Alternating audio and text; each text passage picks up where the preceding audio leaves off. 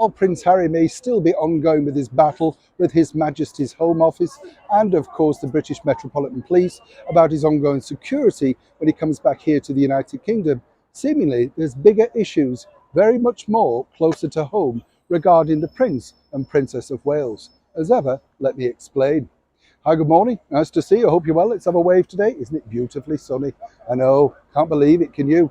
After, well, we've got to revel, haven't we, in this wonderful free sunshine because, you have to get out there. As I often say, I know I nag you all, but when it's a little bit nicer, just get out in the garden if you can, open a window, just do something because the days very quickly go back to winter days, don't they? It's annoying, I know.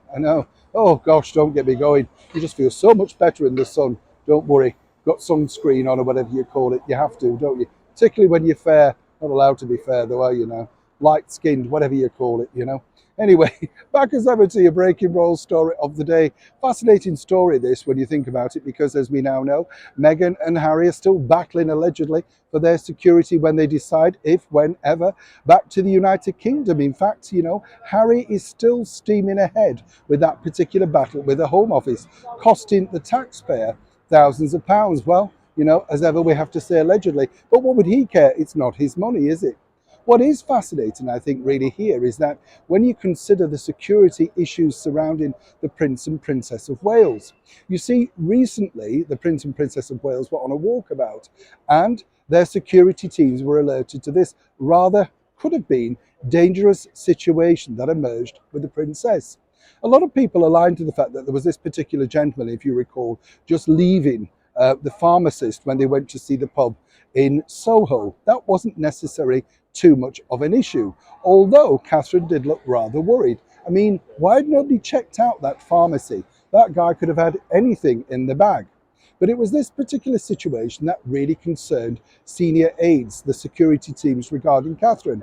On the walkabout a little bit later, a few days later, an American tourist pulled Catherine forward by the hair to grab a selfie. Now, as we know, both the Prince and Princess of Wales are now keen to do more and more selfies, connectable. But the bottom line was the security guard was way too far back. And more importantly, not just far back, but a catastrophe could have happened. It is not really the wrong thing to do to touch royalty, to pull them in, and in particular, touch their hair. What if this girl suddenly pulled her down to the ground? What if there was one or two people in the crowd ready to attack her? Those were the issues and concerns regarding the senior royal security teams. Now, obviously, this didn't bother Catherine at the time. She's fit, agile, and can push people away in that particular situation, should it be required. But you can see just by looking at this particular picture and footage how vulnerable she left herself. And when you consider, although the security guard was very near, I am told he was told in very stern terms, don't leave it so wide open next time. Anything could have happened.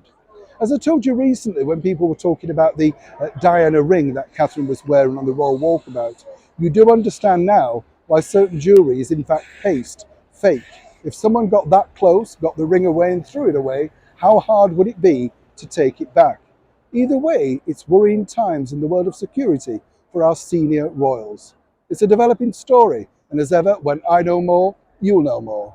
Neil Sean in the very heart of London.